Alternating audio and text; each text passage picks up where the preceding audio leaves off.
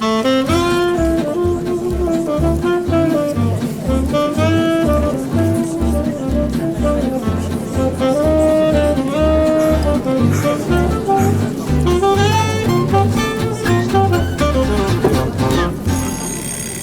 bouffons du roi Potet présentent Jacou et Michou l'interview.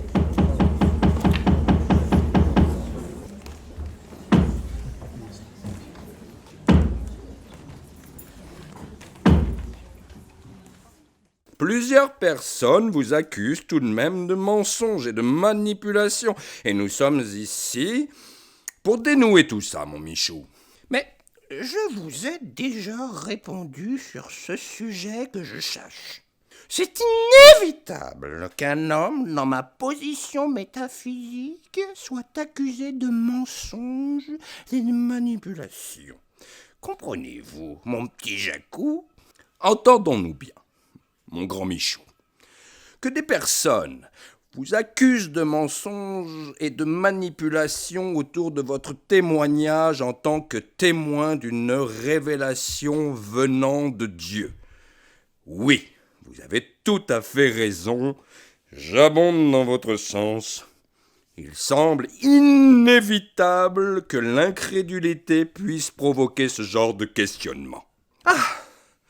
Moi aussi, mon petit Jacou, j'abonde dans votre sens. J'abonde dans votre sens. Ah, mon cher Michou, voici encore un lapsus très intéressant. Un lapsus? Oh, vous n'exagérez pas. Bref, ce n'est pas le moment. Mais tous les petits papiers qui se trouvent dans ma poche vous accusent d'une autre forme de mensonge et de manipulation. Ils vous accusent non pas de tromper les gens en leur annonçant votre révélation, ça c'est un autre sujet. Ils vous accusent bel et bien de pratiquer le mensonge comme s'il faisait partie intégrante de votre personnalité. Donc, ce n'est pas le témoin d'une révélation qui est mis en cause ici, mais l'homme Michel, lui-même dans l'exercice de sa fonction prophétique. N'est-ce pas? Oui, vous m'en direz tant. Eh bien oui, justement. Pouvons-nous commencer enfin cette interview? Je vous en prie, commençons. Bon, commençons par le commencement. Si vous le permettez, Michou. D'abord, en quelques mots, comment percevez-vous le mensonge dont on vous accuse? Qu'en pensez-vous, en fait? Jacou, ce que j'en pense n'a pas grande importance. Vous savez, je ne suis que le messager du Père.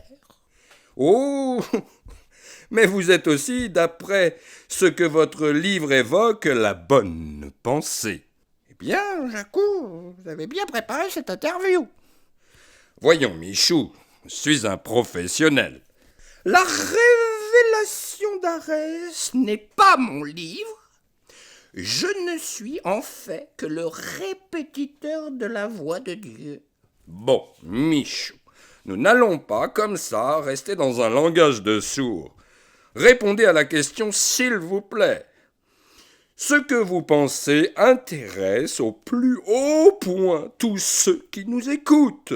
C'est tout de même vous qui avez dit, je cite, « Je n'ai rien demandé au Père. Lui m'a demandé par l'intermédiaire de son messager Jésus d'assumer le prophétisme. Et j'ai accepté. Je suis resté fidèle à mon engagement. Et j'assume celui-ci comme je pense devoir le faire. Vous dites bien, j'assume mon engagement comme je pense devoir le faire, n'est-ce pas? Eh bien, Jacou, vous avez bien préparé cette interview. Voyons, Michou, je suis un professionnel. Et d'ailleurs, vous rajoutez que Dieu, en vous disant « ta parole est ma parole », vous laisse ainsi carte blanche. Alors cela mérite une petite pause, car la carte blanche décernée par Dieu lui-même à M. Potet, selon M. Potet, autour de l'évocation parole de Michal, ma parole, ou ta parole est ma parole, justice de juste, peut être comparée à une valise diplomatique dans laquelle le diplomate pourrait y fourrer tout ce qui lui chante. Dans le cas qui nous préoccupe ici, la frontière se trouve entre le fond du message du Créateur et les idées de M. Potet. Nous reviendrons sur le thème des idées. En attendant, M. Potet dit merci à Aguela, son ange gardien, d'orienter ses pensées et de taper sur son clavier car il ne se croit pas lui-même capable. Alors nous espérons qu'il ne fait tout de même pas porter le chapeau de toutes les aberrations qu'il a dites et des dénigrements qu'il a proférés sur son blog à son ange gardien.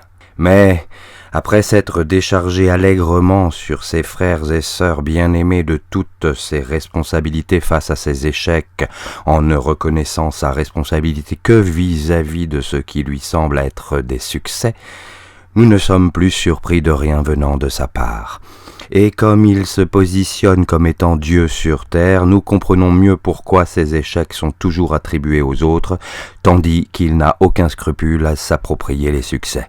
On souhaite tout de même que ce ne sont ni Dieu ni Aguela qui lui soufflent à l'oreille toutes les stupidités qui ont provoqué l'accumulation de ses échecs. Mais peut-être que son oreille ne s'est pas ouverte, car seule à l'oreille de l'humble, l'extrême humanité touche à la divinité.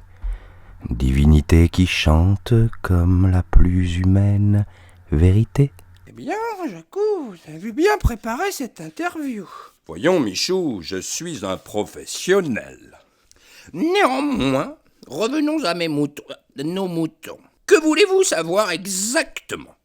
Eh bien, exactement, nous ne voudrions pas sortir de ce studio en nous disant « exactement ».